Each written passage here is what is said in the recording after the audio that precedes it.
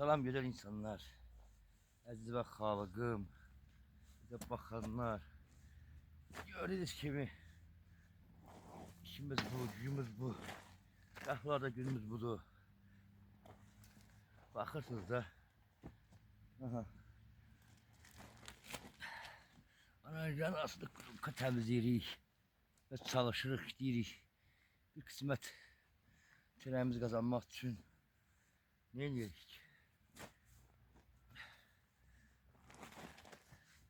Bakırsınız da. Palçıklı yer, torpaq. Atık su demirik, deyirik.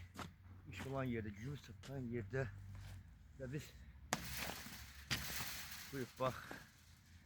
Biz buyuk.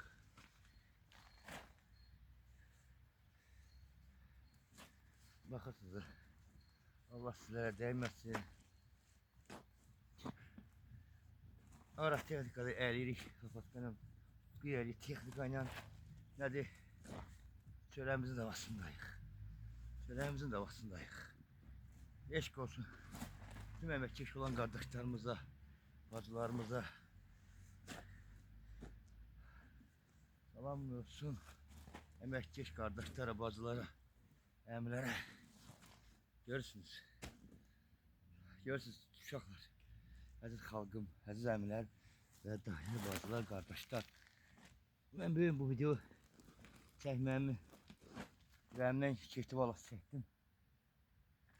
Yəni fəhliyə kimi yox. Kim işləyir? Ailənizə bir üzvü kimi hesab edin. O insan da ki, kim işləyirsə qapınızda. O da özü hesab eləsin ki, bir yaxın kimi işləyir, bir öyü kimi işləyir. Mən buradan boynumun borcu budur ki, çəkdim və qoydum. Yəqin əmək sevən qardaş, bacı və qardaşlar, mənə burada baxanlar qiymət verirlər və takip edəsiniz ki, takip edin ki, bir yetim uşaq, bu çamurdan dolan insanlar nə edək? İşimiz budur ki, zəhmətimiz budur bizim. Bəziləri durur.